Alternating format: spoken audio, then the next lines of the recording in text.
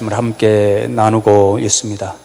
오늘은 함께 읽은 스바냐서 말씀을 통해서 하나님께서는 저와 여러분이 겸손하기를 원하신다. 그래서 하나님은 교만한 자를 미워하시고 겸손한 분들을 기뻐하시고 사랑해 주신다라는 말씀을 함께 나누면 좋겠습니다.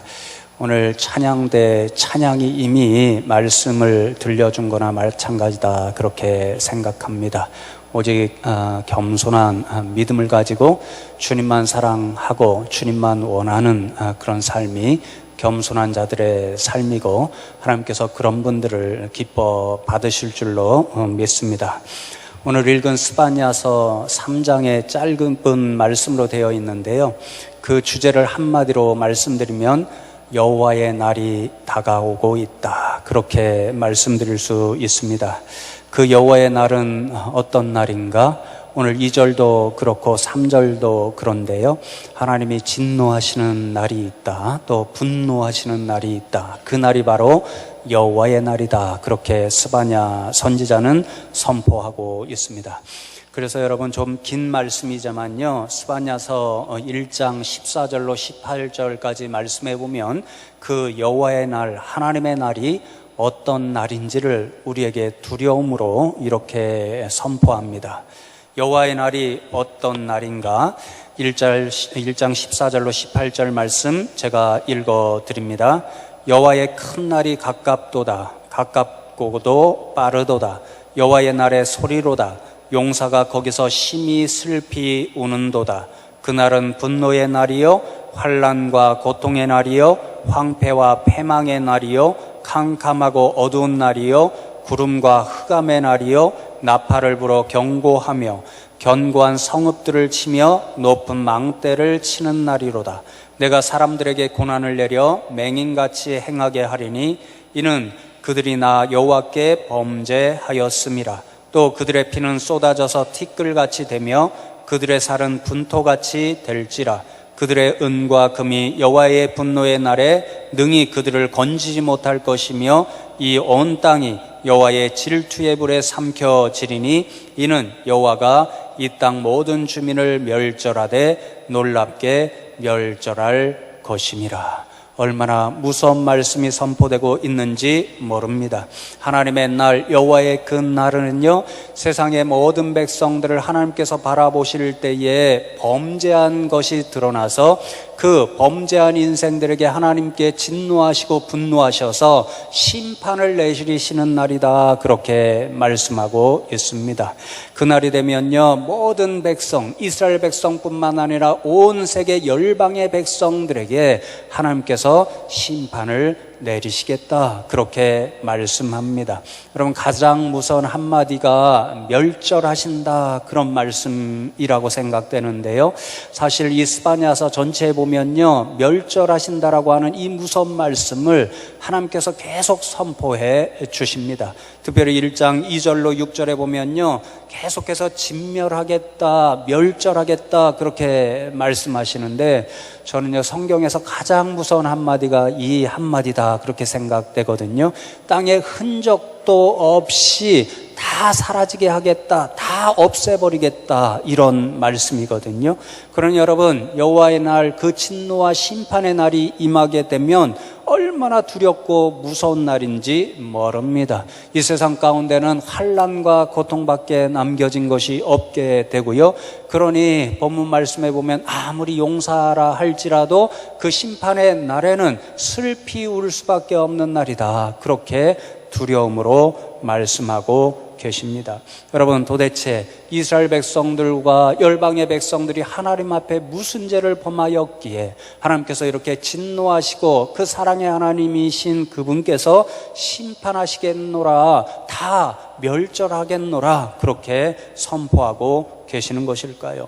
여러분, 말씀을 다 읽어보면요, 오직 한 가지 죄로 통하는 것을 볼 수 있는데요, 그 근본죄가 바로 교만이라고 하는 죄입니다. 교만 때문에 하나님은요, 이스라엘 백성뿐만 아니라 모든 백성들을 진멸하시겠다, 그렇게 무섭게 말씀하십니다. 그 대표적인 구절이 2장 8절로 10절까지 말씀에 기록되어 있는데요, 제가 읽어 드립니다.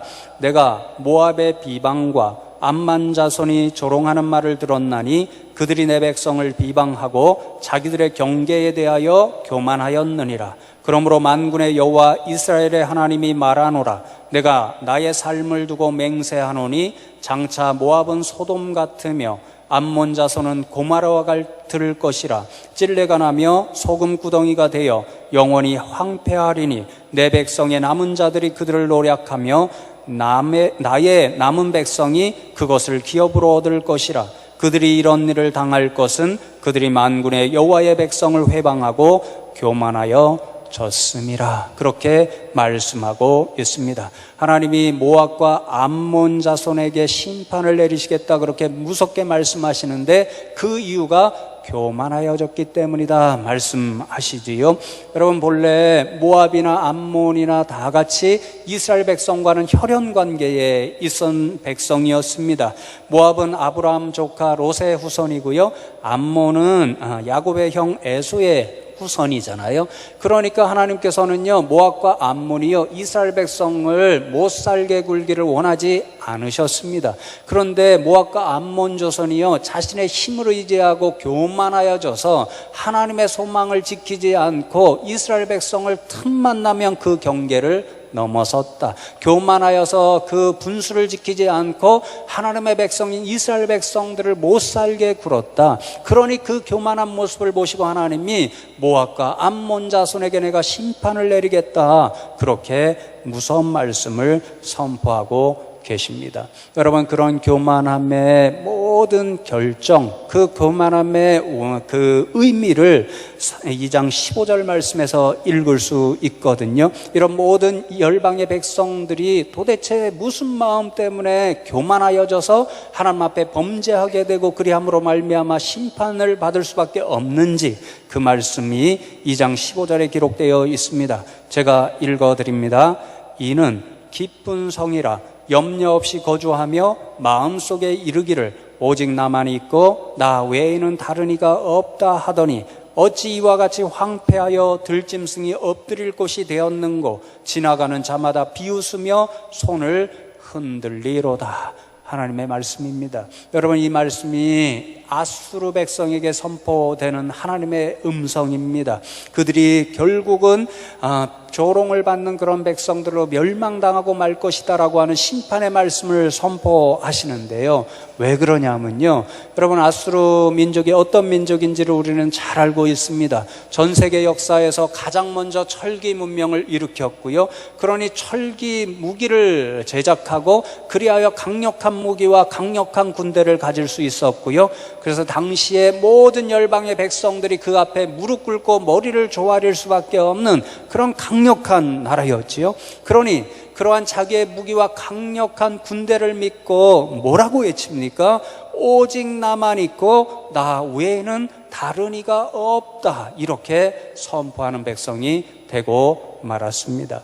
여러분, 어디서 많이 들어본 소리 아닌가요? 바로 하나님께서 자신을 두고 선포하시는 말씀이 이 말씀입니다. 아마도 화면에 말씀이 나올 터인데요, 이사야 45장 5절과 6절 말씀을 함께 읽겠습니다. 시작. 나는 여호와라, 나 외에 다른 이가 없나니 나밖에 신이 없느니라. 너는 나를 알지 못하였을지라도 나는 내 띠를 동일 것이요 해 뜨는 곳에서든지 지는 곳에서든지 나밖에 다른 이가 없는 줄을 알게 하리라. 나는 여호와라, 다른 이가 없느니라.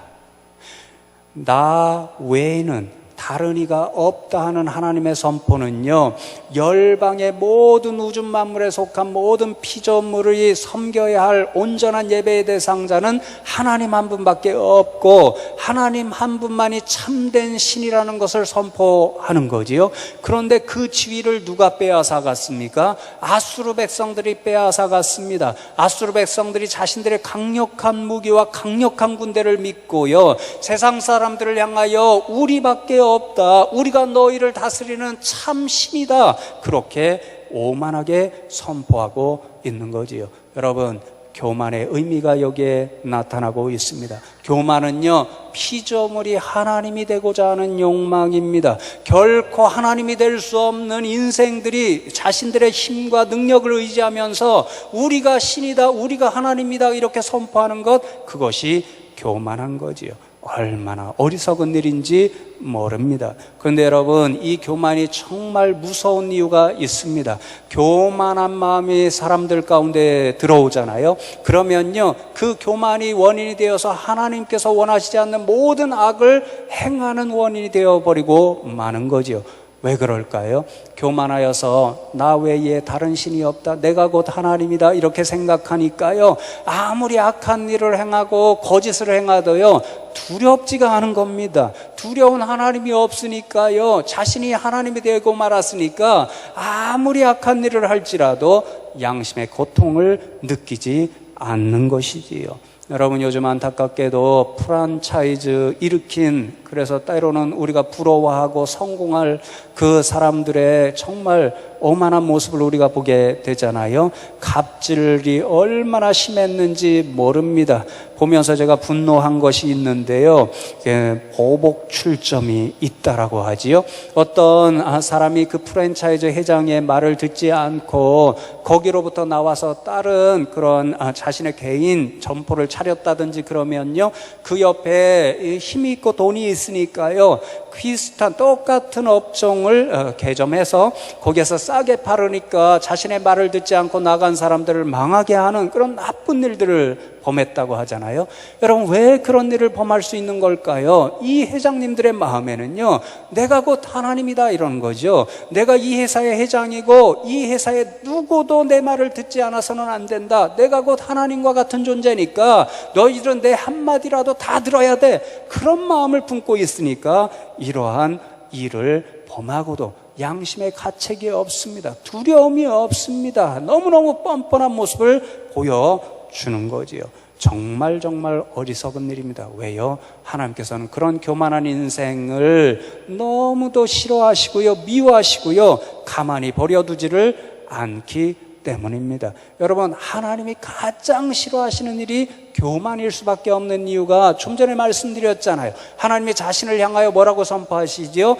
이 세상에 나 외에는 다른 이가 없다. 나 외에 참신은 없다. 하나님만이 참 하나님이고 하나님만이 예배 받으셔야 할 뿐이고 하나님만이 세상을 다스리는 분이다. 그렇게 선포하고 있는데요, 인생들이 그 사실을 깨닫지 못하고 자신의 그 피조물됨을 깨닫지 못하고 내가 하나님이요 그러니 하나님 앞에 맞서는 자가 나타나니까 하나님이 가장 싫어하시지요. 그러니 하나님이 그런 인생들을 향하여 너희는 하나님이 될 수 없어, 나만이 참 하나님이야, 그렇게 선포하시고 그 인생들에게 심판을 내리시게 되는 거지요. 그러니 여러분, 먼저 오늘 이 말씀을 두려움으로 새기면 좋겠습니다. 저와 여러분의 마음에 조금이라도 교만한 싹이 나타나지 않기를 원합니다. 교만한 인생들의 첫걸음이 뭔지 아십니까? 하나님의 말씀을 순종하지 않습니다. 하나님의 말씀이 들리지를 않습니다. 혹시라도 여러분이 하나님의 말씀이 들리지 않고 순종하지 않으려는 마음이 요것만큼이라도 생기면요,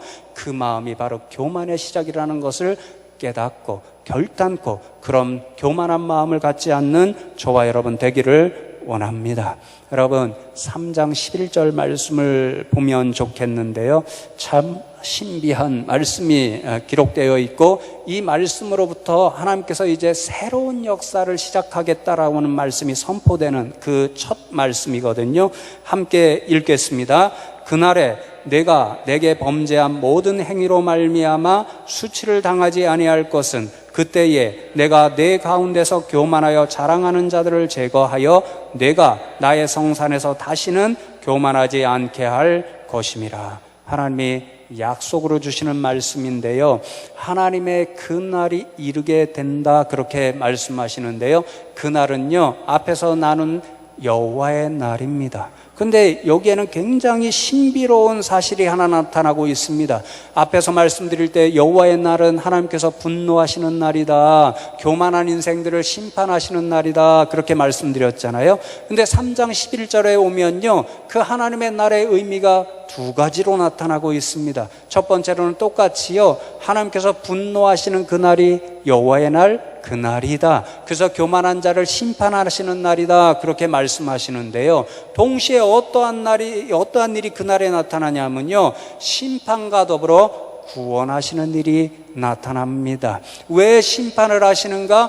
교만한 자로 인하여서 고통받는 사람들이 있습니다. 아수르와 같이 강력한 무기와 군대를 믿고 교만하여서 전 세계 백성들이 온갖 고통을 당합니다. 그런 고통당하는 인생들을 하나님께서 불쌍히 여겨주셔서요, 교만한 자를 심판하시고 구원하시는 그 날이 여호와의 날이 된다라는 거지요. 여러분, 그날에 어떤 인생들이 하나님으로부터 심판이 아니라 구원의 은혜, 그 감격을 누릴 수 있을까요? 오늘 2장 3절 말씀이 그 답을 들려주고 있는데요, 제가 읽어드리겠습니다. 여호와의 규례를 지키는 세상의 모든 겸손한 자들아, 너희는 여호와를 찾으며 공의와 겸손을 구하라. 너희가 혹시 여호와의 분노의 날에 숨김을 얻으리라. 여러분, 여호와의 날, 심판하시는 그날에 누가 숨김을 얻을 수 있다고요? 겸손한 사람들입니다. 겸손하여서 하나님을 찾고요, 겸손하여서 공의와 겸손을 계속 구하는 사람들, 그런 사람들을 하나님은 기뻐하시고요, 심판의 날에 오히려 구원해 주시겠다, 그렇게 약속해 주십니다. 여러분, 하나님은 왜 이토록 겸손한 자를 찾으시고 겸손한 자를 기뻐하시고 또 겸손한 자에게 구원의 은혜를 베푸시기를 원하실까요? 여러분, 읽은 2장 3절 말씀과 더불어 스바냐서에서 가장 핵심적인 말씀이 3장 12절과 13절 말씀이거든요.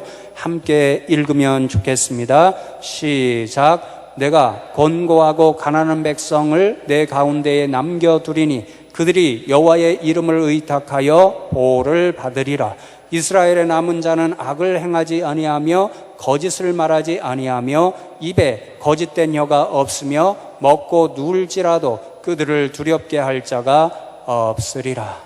이 두 절에서 우리는 겸손한 자가 어떤 사람인지 두 가지 사실을 알 수 있고요, 왜 그래서 하나님께서 그들에게 은혜를 베풀어 주시는지 그 이유를 발견할 수 있거든요. 첫 번째로는요, 겸손한 사람은 어떤 사람인가, 그 말씀을 우리에게 들려주고 있습니다. 12절에 보면 겸손한 사람은 곤고하고 가난한 사람이다, 그렇게 말씀합니다.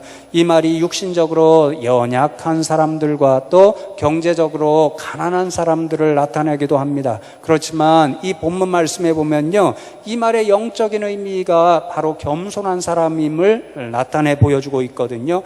이 가난하고 곤고한 사람은요, 겸손하게 하나님 앞에 선 자신의 모습을 돌아보는 인생입니다. 그러면 자신의 피조물됨을 발견하고요, 피조물인 자신은 자기 자신을 스스로 구원할 수도 없고 정말로 너무도 연약하기 때문에 스스로 구원할 수 없다는 사실을 발견합니다. 그러면 어떻게 될까요? 자신의 연약함과 자신의 나약함을 발견하게 되면요, 눈을 들어 창조주 하나님을 바라볼 수밖에 없는 거지요. 그러니 겸손한 사람은 어떤 사람인가? 자신의 피조물됨, 자신의 연약함을 바라보고 깨달으면 깨달을수록 하나님 없이는 살아갈 수 없으니까 하나님만 바라보고 의지하는 사람, 그 사람이 바로 겸손한 사람입니다.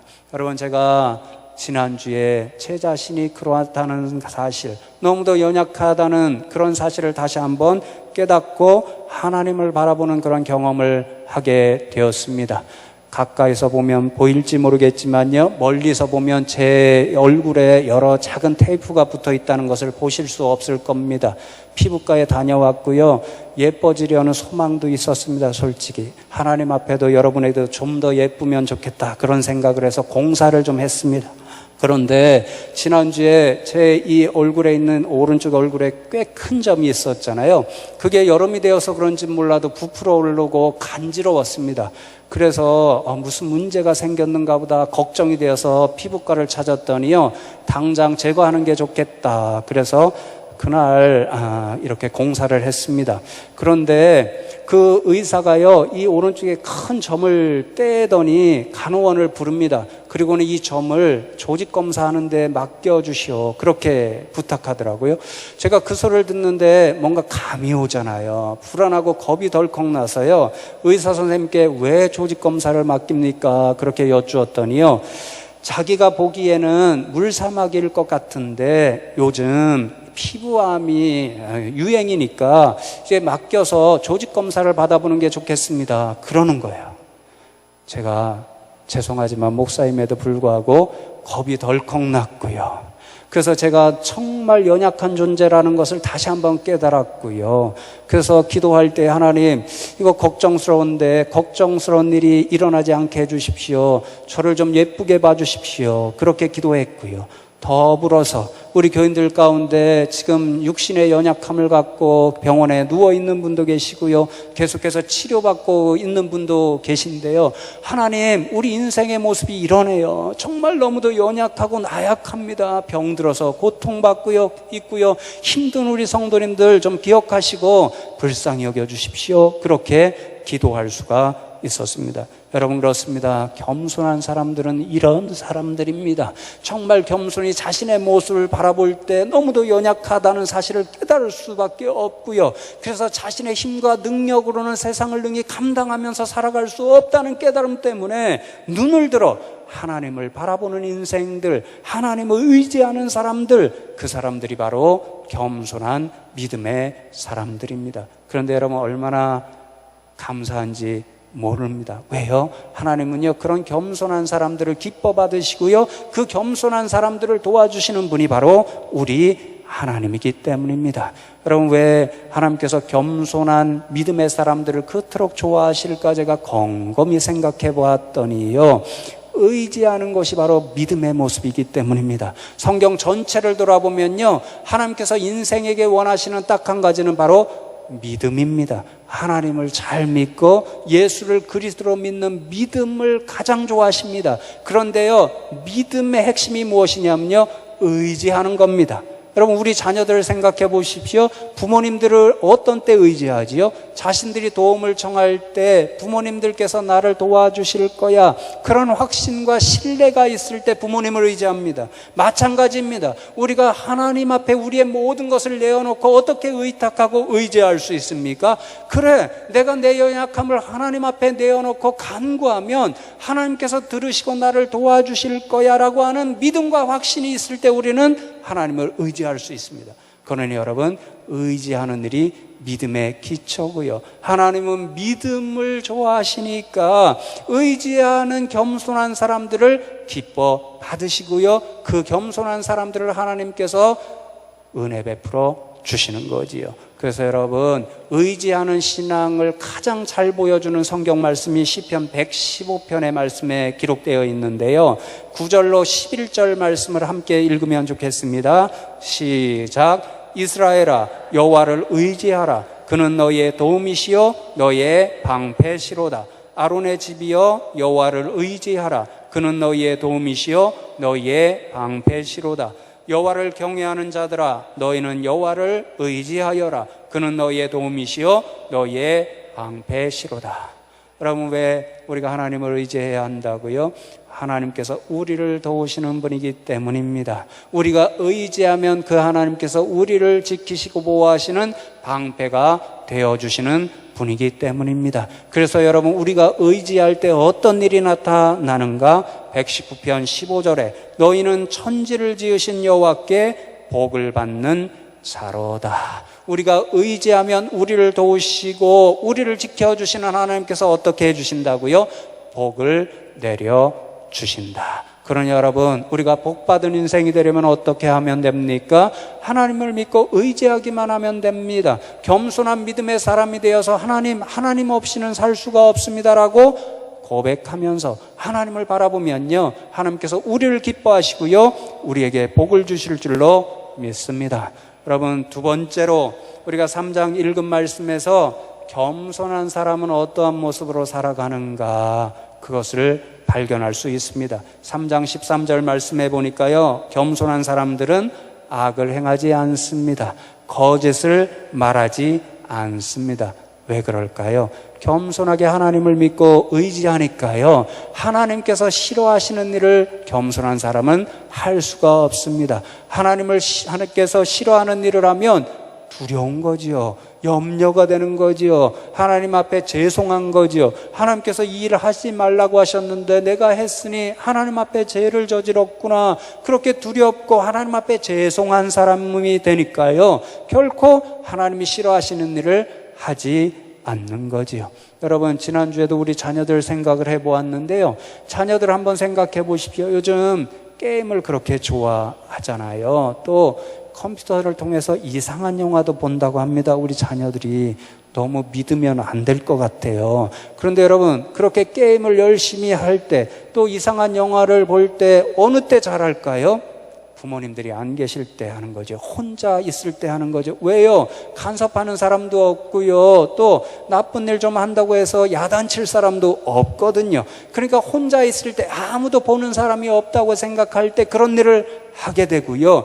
혹시 부모님이 들어오게 되면 우당탕탕 난리가 나는 거죠. 감추느냐고 난리가 나는 거지요. 여러분, 겸손한 사람이 어떤 사람인가?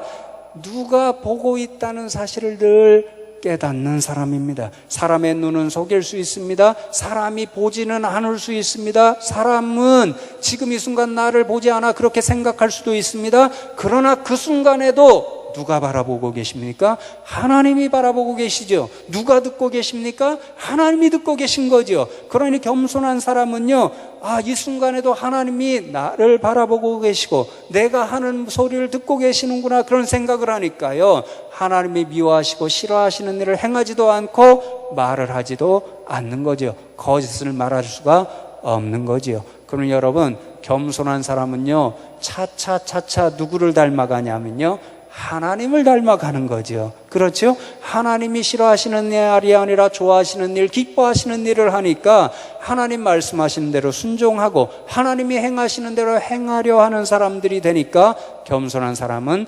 하나님을 닮는 사람이 됩니다. 그래서 하나님이 예뻐하시고요. 그래서 하나님이 기뻐하시고요. 그래서 하나님이 심판이 아니라 구원의 은혜를 베풀어 주십니다. 그래서 여러분, 스바냐서 말씀을 보면요, 마지막이 다 약속의 말씀으로 끝나는데요, 가장 놀라운 약속의 말씀이 우리가 찬양의 곡조를 붙여서 찬양으로 드리는 3장 17절입니다. 마지막으로 이 말씀 읽고 말씀을 맺습니다. 함께 읽겠습니다. 너의 하나님 여호와가 너의 가운데에 계시니 그는 구원을 베푸실 전능자이시라. 그가 너로 말미암아 기쁨을 이기지 못하시며 너를 잠잠히 사랑하시며 너로 말미암아 즐거이 부르며 기뻐하시리라 하리라. 정말 복된 말씀이지요. 여러분, 하나님이 어떤 인생을 보시고 이렇게 기뻐하시고 사랑하시고 그 인생을 바라보면 흥얼흥얼 즐거워서 노래를 부르실까요?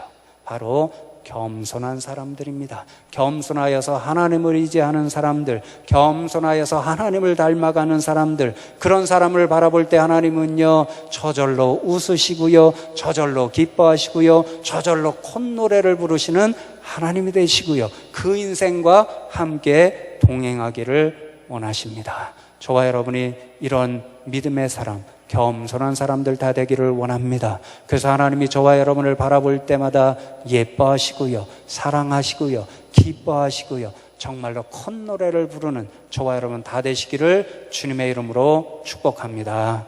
오늘 말씀 기억하면서 하나님 앞에 겸손하게 잠시 한 목소리로 기도하면 좋겠습니다. 하나님, 그렇습니다. 우리는 너무도 가난하고 곤고한 사람들입니다. 그래서 우리는 우리 스스로 살아갈 수 없고 오직 하나님만 의지함으로 살아갈 수 있사오니 하나님, 우리들에게 이러한 겸손한 인생이 되어서 늘 하나님을 기쁘시게 해드리는 인생들 되게 하여 주시옵소서. 하나님 앞에 잠시 그런 소망을 품고 겸손하게 한 목소리로 기도합니다. 하나님, 감사합니다. 오늘도 저희들을 불러주시고 또 말씀을 통하여서 우리가 하나님 앞에 어떠한 사람으로 살아가야 하는지 깨우쳐 주심에 감사함을 드립니다. 하나님, 그렇습니다. 우리는 너무도 연약한 인생입니다. 그래서 하나님의 도우심이 없이는 한순간도 살아갈 수가 없습니다. 하나님, 이 자리에 나와 있는 모든 하나님의 백성들이 그런 사실을 깨달아 알아서 늘 하나님만 바라보고 의지하며 살아가고 하나님의 말씀에 순종하는 그러한 인생들 되게 하여 주시옵소서. 그리하여 그러한 겸손한 믿음으로 하나님을 기쁘시게 해드리고 하나님을 웃으시게 만들 수 있는 우리가 다 되게 하여 주시옵소서. 하나님, 감사합니다. 오늘도 저희들을 불러주시고 말씀을 통하여서 우리가 어떤 믿음의 사람이 되기를 원하시는지 깨닫게 하시니 감사함을 드립니다. 하나님, 그렇습니다. 우리는 너무도 가난하고 곤고한 인생입니다. 그래서 하나님 없이는 살아갈 수 없는 인생들이오니 우리가 이러한 겸손한 사람이 되어서 일생을 오직 하나님만 바라보고 의지하는 믿음의 백성들로 살아가게 하여 주시옵소서. 그래야므로 하나님께서 우리를 바라보실 때에 늘 기뻐하시고 늘 사랑하실 수 있는 인생들이 되게 하여 주시옵소서. 그래야 하나님께서 베풀어 주시는 구원의 복을 날마다 만끽하며 살아가는 복된 인생들 다 되게 하여 주시옵소서. 감사드렸고 오늘도 우리와 함께하여 주시는 예수 그리스도의 이름으로 기도하옵나이다. 아멘. 찬송가 543장을 부르시겠습니다.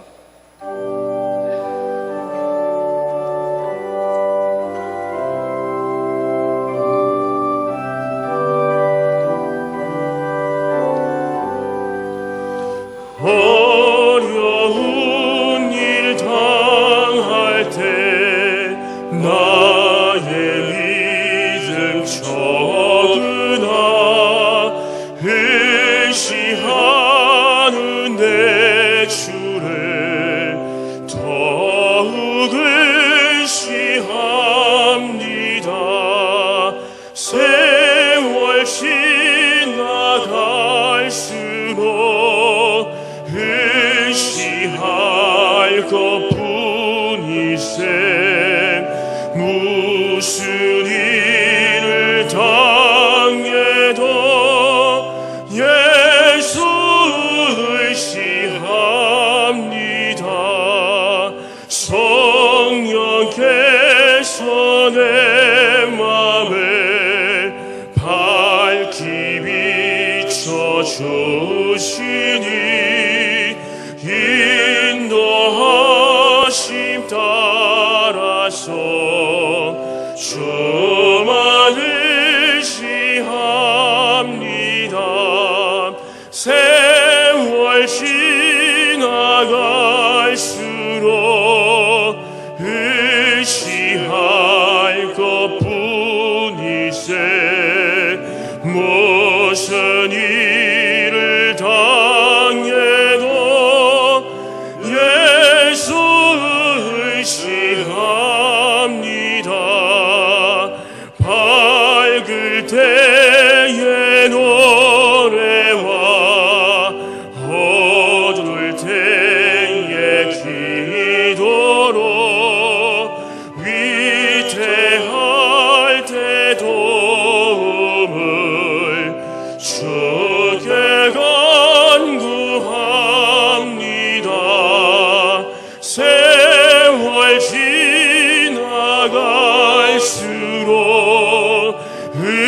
의시할 것뿐이세.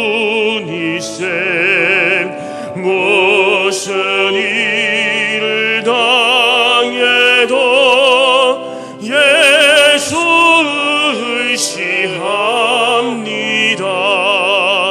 생명이 있을 동안에 예수 의시합니다.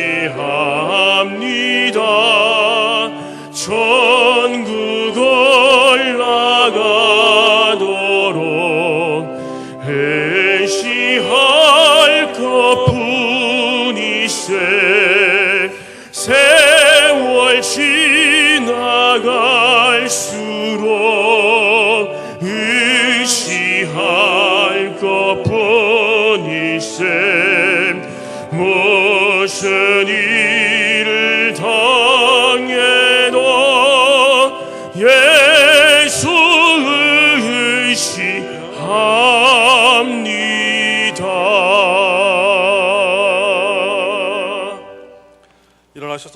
좋은 찬송가 51장 3절을 부르시겠습니다.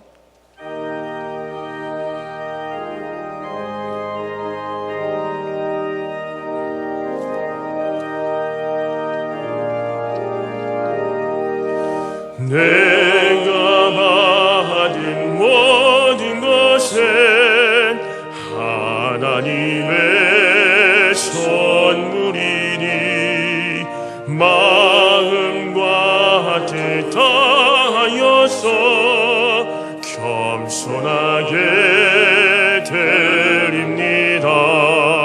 주님 기뻐 받으시니 바치는 나 즐겁도다. 복의 근원 하나님께 영원토록 감사하리. 아멘.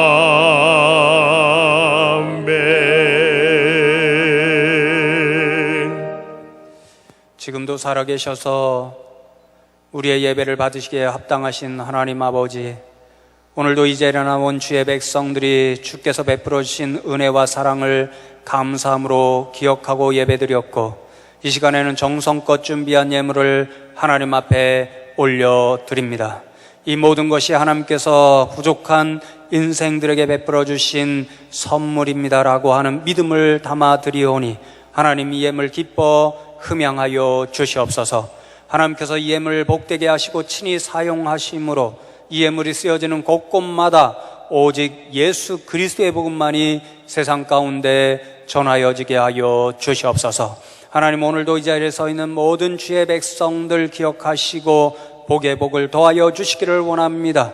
무엇보다도 무더위와 장마가 계속되는 이 가운데 하나님께서 저희들에게 건강의 은혜를 베풀어 주셔서 이 무더위와 장마의 어려운 시간들을 잘 이겨낼 수 있게 하여 주시옵소서. 세상에 너무도 힘겨운 일이 많습니다. 하나님께서 친히 동행하여 주심으로 하나님께서 베풀어 주시는 은혜로 말미암아서 모든 세상의 힘겨움을 능히 감당하고 날마다 승리하며 살아갈 수 있는 믿음의 백성들 되게 하여 주시옵소서. 하나님께서 세우신 교회와 학원을 축복하여 주심으로 교육의 비전과 섬김의 비전과 선교의 비전을 온전히 이루어서 하나님 앞에 기쁨이 될 수 있는 교회와 학원 되게 하여 주시옵소서.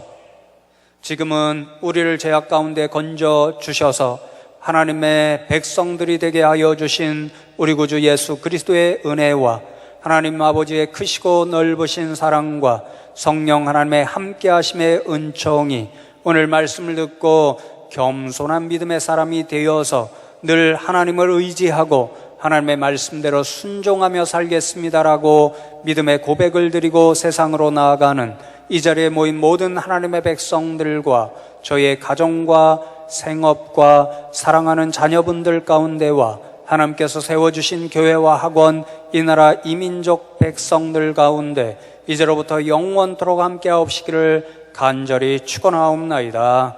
아멘.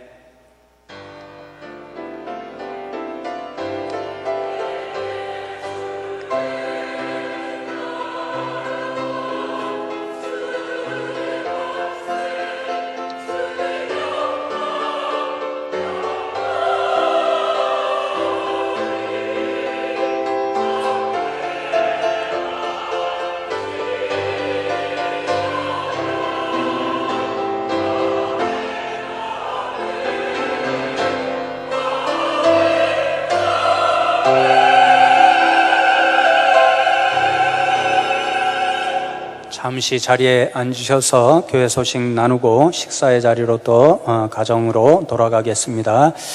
계속해서 수련회 준비 모임을 갖고 있는데요. 오늘 식사 후에 1시에 준비위원들만 모여서 몇 가지 일정을 체크하도록 하겠습니다. 또 예배 후 바로 재직회로 모여서 2, 4분기 결산 보고해 드리고요. 또 오후 예배 후에는 숭실 세형 장학 사업을 위해서 장학위원회 모임을 갖습니다. 관계자들 꼭 참석해 주시면 감사하겠고요. 오늘 재직회 끝난 후에 남녀 선교회 혹시 시간 되시면 모이겠으니까 재직 분들 꼭 참석해 주시면 감사하겠습니다. 또 다음 주에는 2부 예배 후 본당에서 안수집사 원례회로 모이도록 하겠습니다. 또 여름을 맞아서 이제 저희 교회 몇 가지 사역 잠시 휴식하는 거 기억하시고 8월 한 달 동안은 찬양과 경배로 아니고 전통 방식으로 수요 기도회 갖는 것 기억하시고 기도 맡으신 분들 꼭 확인하셔서 착오 없으시기를 바라고요. 또 전교인 여름 수련회 참석하는 분들 목장교회별로 부탁을 드렸습니다. 꼭 인원 보고를 1차적으로 오늘 해주시면 저희들이 조를 짜고 또 준비하는데 도움이 되리라 생각합니다. 잊지 마시고 팀장님들 꼭 보고해 주시면 감사하겠습니다. 계속해서 공지해 드린 대로 8월 13일부터 15일까지 전교인 여름 수련회 일정을 꼭 기억하시고 이 시간을 사모하면서 비워두시면 좋겠습니다. 또 이제 여름이 맞아서 주보에 공지해 드린 대로 풀타임 사역자들 휴가 일정을 1차로 공고해 드리고요. 또 앞으로 다른 목사님들과 전도사님들 또 휴가 일정을 공지해 드리도록 하겠습니다. 오늘 우리 예배 가운데 귀한 어르신들이 함께 오셔서 예배를 드렸습니다. 숭실학원 동문 출신 목사님들 또 목사님들의 친구분들 여러분 오셨는데요. 제가 이름을 받아 적은 두 목사님 부부 가정이 있습니다. 한 분은 전길성 목사님 부부인데 미국에서 목회하시다가 은퇴하셨고요. 또 박기서 목사님 전에 한번 우리 교회에 오셔서 재직 세미나 인도해 주셨다고 하는데요. 오셨고요. 또 친구분들 함께 오셨습니다. 잠시 일어나 주시면 목사님 저희들 환영해 드리도록 하겠습니다. 저 5분이신데요. 인사하실 때 잘 오셨습니다. 감사합니다. 이렇게 박수해 주시면 감사하겠습니다. 네, 자리에 앉으셔 주시면 이따 식사하시고 돌아가시면 좋겠습니다. 그리고 우리 지휘자님 가정에 얼마 전에 귀한 생명을 하나님께서 허락하셨잖아요. 오늘 왔습니다. 처음으로. 그래서 우리가 예뻐하는 마음으로 하나님 앞에 함께 축복 기도하는 시간을 가지면 좋겠습니다. 김재하, 재하 올라오시죠. 네. 막 쫓아가시네요. 네. 그래서 받으시면 되는데 너무 사랑하셔서 잘 안고 올라오시죠. 제가 신방 갔을 때요, 지휘자님이 자신을 닮지 않아서 얼마나 감사하다는지 모른다고 그랬거든요. 제가 한번 보겠습니다.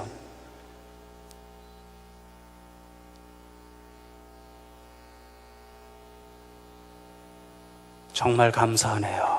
네. 함께 축복하며 기도하겠습니다. 하나님 감사합니다. 우리 교회에 하나님께서 예비하신 지휘자 선생님 가정을 보내주시고 주일마다 이렇게 은혜로운 찬양으로 하나님 앞에나 또 교인들 앞에 은혜를 끼칠 수 있는 사역을 감당케 하신 것 감사함을 드립니다. 또한 이 가정을 사랑해 주셔서 하나님께서 이렇게 아름다운 생명 재하를 허락하심도 감사를 드립니다. 하나님 아버지, 이 시간 축복하며 기도하옵나니 우리 재하가 일생 동안 하나님을 알고 믿는 믿음의 자녀로 자라가게 하여 주시옵소서. 하나님께서 일생 동안 함께 하심으로 정말로 복된 인생 되게 하여 주시옵소서. 하나님, 무엇보다도 만남의 축복이 축복인 줄로 믿사옵나니 앞으로 좋은 친구들 만나게 하여 주시옵고 좋은 선생님 만나게 하여 주시옵고 이 다음에 믿음의 배우자 만나게 하여 주시옵소서. 하나님, 우리 지휘자 선생님 가정 일생을 하나님 앞에 찬양하는 인생으로 하나님 앞에 헌신하기로 작정하였사오니 하나님 그 믿음 변치 않게 하여 주시옵고 하나님께서 은혜를 베풀어 주셔서 이 가정을 통하여 늘 하나님께서 영광 받으시는 일만 나타나게 하여 주시옵소서. 주신 이 재하를 하나님의 말씀으로 잘 양육하게 하여 주시옵고 필요한 모든 것들도 채우시고 공급하여 주시옵소서. 감사드리옵고 예수 그리스도의 이름으로 축복하며 기도하옵나이다. 아멘. 아이고 미안하다.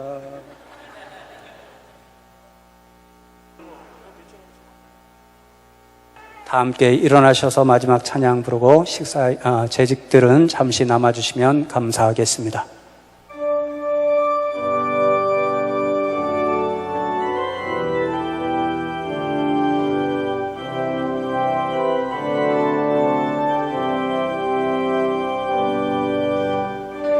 온 주의 영광을 보내 우리 가운데 계신 주님 그 빛난 영광 온 하늘 덮고 그 찬송 온 땅 가득해 내 눈 주의 영광을 보내 찬송 가운데 서신 주님의 얼굴을 온 세상 향하네 권능의 발을 드셨네 주의 영광 이곳에 가득해 우리 손에 주님과 함께 찬양하며 우리는 전진하리 모든 열방 주 볼 때까지 주의 영광 이곳에 가득해 우리 손에 주님과 함께 찬양하며 우리는 전진하리 모든 열방 주 볼 때까지